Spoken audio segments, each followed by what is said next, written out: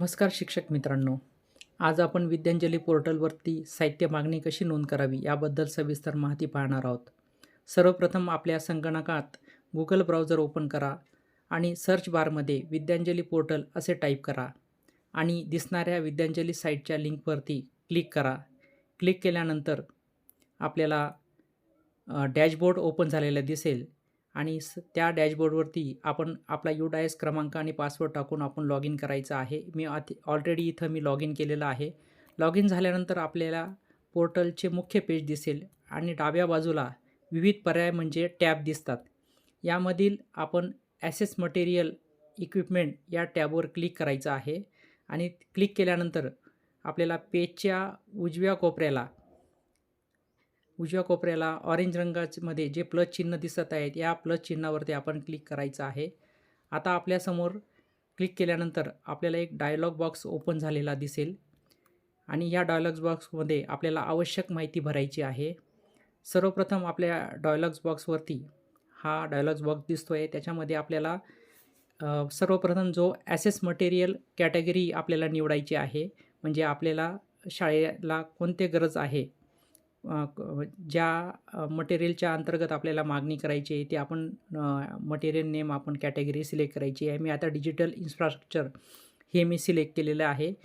त्या अंतर्गत मला ॲसेस मटेरियल नेम नोंदवायचं आहे. याच्यामध्ये मी अनेक पर्याय आहेत आपल्याला.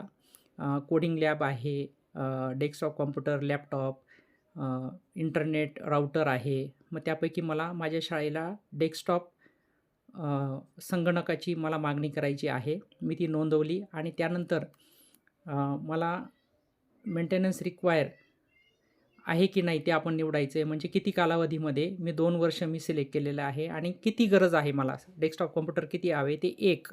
त्यानंतर मी आजच्या दिवशी नोंदणी करतो आहे म्हणून मी ती तारीख सिलेक्ट करेल आणि तारीख सिलेक्ट केल्यानंतर किती कालावधीपर्यंत मला तो अपेक्षित आहे, कमीत कमी 6 महिने आणि 1 वर्षाचा कालावधी आपण तो तिथं सिलेक्ट करायचं. 1 वर्षाच्या कालावधीमध्ये मला ते साहित्य मला हवं आहे. त्यानंतर हे जे मी साहित्य नोंद केलेली आहे त्या साहित्याबद्दल खाली बघा आपल्याला कमीत कमी 20 शब्द आणि जास्तीत जास्त 50 शब्दामध्ये आपण त्या साहित्याबद्दल माहिती आपण नोंदवायची आहे की कशासाठी मला ती गरज आहे. हे मी एका वर्ड फाईलमध्ये मी ते टाईप करून ठेवलेलं आहे. तशा पद्धतीने तुम्ही टाईप करून घेऊ शकता आधीच. ते टाईप केल्यानंतर खाली आपल्याला एक सूचना दिसेल, त्याच्यापुढे एक चेक बॉक्स दिसेल. तो चेक बॉक्स त्याच्यावरती आपण काय करायचं आहे, टिक करायचं आहे. टिक केल्यानंतर आपण चेकबॉक्सवर टिक केल्यानंतर सेव्ह आणि पब्लिश या बटनावरती आपण क्लिक करायचं आहे. अशा पद्धतीने आपली साहित्य मागणी विद्यांजली पोर्टलवर यशस्वीरित्या नोंद होते. आणि पुन्हा जर आपल्याला अनेक असे साहित्यांची मागणी करायची असेल, पुन्हा काय करायचं आहे, तो आपल्याला उजव्या कोपऱ्याला प्लसचं चिन्ह दिसतं आहे, त्याच्यावर क्लिक करायचं. पुन्हा आपण कॅटेगरी आपण निवडायची. आता मी डिजिटल इन्फ्रास्ट्रक्चर निवडलं होतं. त्यानंतर आपण रिपेअरिंग अंतर्गतसुद्धा आपण नोंदणी करू शकतो.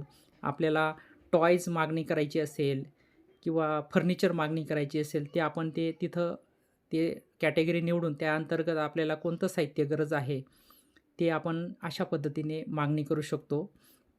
अशा पद्धतीने आपली साहित्य मागणी विद्यांजली पोर्टलवरती यशस्वीरित्या नोंद होते आणि आपल्या शाळांच्या ज्या गरजा आहेत त्या आपण या पोर्टलच्या माध्यमातून आपण पूर्ण करू शकतो. अतिशय सुंदर असं पोर्टल आपल्या शाळेच्या गरजा पूर्ण करण्यासाठी शासनाने ते आपल्याला उपलब्ध करून दिलेलं आहे. नक्कीच याचा आपण फायदा घेऊया आणि शाळेच्या गरजा पूर्ण करूया. अशा उपयुक्त माहितीसाठी अजून व्हिडिओ पाहत राहा. धन्यवाद.